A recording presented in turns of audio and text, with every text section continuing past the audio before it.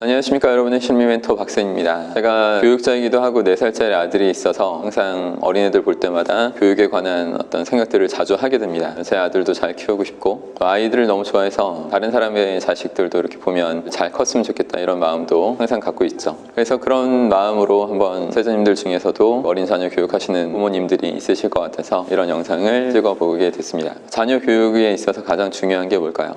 여러 가지가 있겠죠. 그중에 가장 첫 번째로 생각하셔야 되는 것이 화목한 가정 환경, 그런 것 같습니다. 이 부분이 안 되면 다른 어떠한 것을 더 지극정성을 해서 줄지라도 자녀 교육이 제대로 될 것 같지 않아요. 그래서 화목한 가정 환경, 이것이 얼마나 필요한가, 경각심 내지 그런 걸 생각해 보시라고 꼭 아셔야 되는 거 2가지 연구 사례를 알려드리도록 하겠습니다. 일단 정신분석했던 의사가 있는데 슈피츠라는 의사예요. 생후 6개월에서 12개월 정도 사이에 있는 애들, 근데 그 아이들이 엄마랑 격리된 상태에 있는 애들을 연구한 겁니다. 애들이 어떤 상태일까요? 우울증을 겪었죠. 먹는 것도 잘 안 먹으려고 하고 좀 멍하고 있고 바보처럼, 그리고 몸도 점점 약해지고 이런 그 신체 발달 같은 것도 굉장히 늦고 그런 부분들을 보였어요. 근데 먹는 거 이런 건 아주 잘 했습니다. 먹는 건 잘 먹이고 위생 환경도 철저히 했죠. 그래도 아이들은 이렇게 우울증 증상이 너무 점점 심해졌습니다. 심지어 죽는 애들도 있었고요. 이게 엄마랑 격리되기 전에 이 애들 중에 엄마가 굉장히 사랑을 아주 많이 줬던 애들일수록 그렇지 않은 애들보다 격리된 뒤에 우울증 증상이 훨씬 커졌습니다.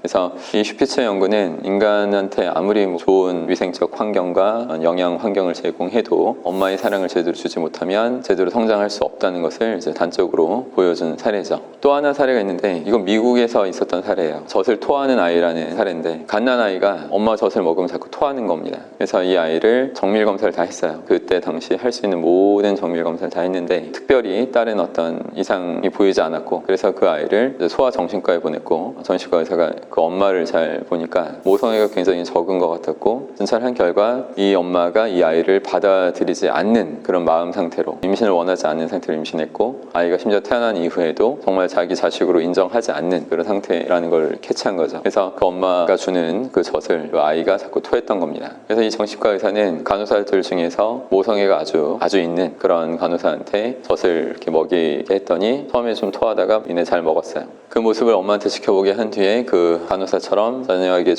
어린아이한테 젖을 주게 했죠. 그랬더니 여전히 토하더랍니다. 그래서 정신과 의사는 다시 이 엄마가 얼마나 아이한테 잘못된 그 일을 하고 있는 것인지를 철저하게 느끼게 하고 뉘우치게 하고 아이를 진심으로 받을 수 있도록 참여시킨 다음에 그 상태로 아이한테 젖을 주게 했더니 잘 먹더란 말이죠. 참 이런 걸 보면 느끼는 바가 많으실 거라고 생각합니다. 그래서 여러분, 모든 어떤 아이들의 정신적인 증상, 이상 증상, 그 병들은 다 엄마를 근원으로 둔 병이라고 보셔야 돼요. 모원병, 엄마를 근원으로 한 병. 초등학생 정도 있는 애들까지도 마찬가지입니다. 가끔 저한테 어린아이들 좀 상담해 줄 수 있냐고 또 많이 문의 주시는데, 저는 어린아이들 만나는 거를 사실 별로 안 좋아해요. 어린애는 좋지만 어린애들 만나는 것을 왜 안 좋아하냐면, 제가 그 아이한테 줘야 되는 힘보다 부모가 줄 힘이 훨씬 더 크다는 것을 알기 때문입니다. 물론 저는 나이가 좀 더 들은 청년이나 최소한 10대 후반 정도 되고 하면, 고등학생 정도만 되더라도 인지 능력이 다 뛰어나게 성장돼 있는 상태에선 제가 또 엄청난 도움을 줄 수 있죠. 하지만 그렇게 너무 어린 애들은 저 같은 심리 전문가, 최고의 전문가보다도 오히려 그냥 부모들이 관심과 사랑 제대로 주고 그런 가정 환경을 잘 만들어주는 게 훨씬 더 중요합니다. 이 부분을 남한테 맡긴다는 것 자체가 너무 큰 문제죠. 그래서 저는 그런 의뢰가 들어올 때 아이는 집에 놓고 부모님들만 와서 나한테 지도받고 제대로 좀 교육 받으십시오, 이렇게 얘기를 하죠. 그래서 엄마를 근원으로 한 병, 모원병. 그래서 이런 부분을 부모님들이 각별하게 신경 써서 교육하셔야 됩니다.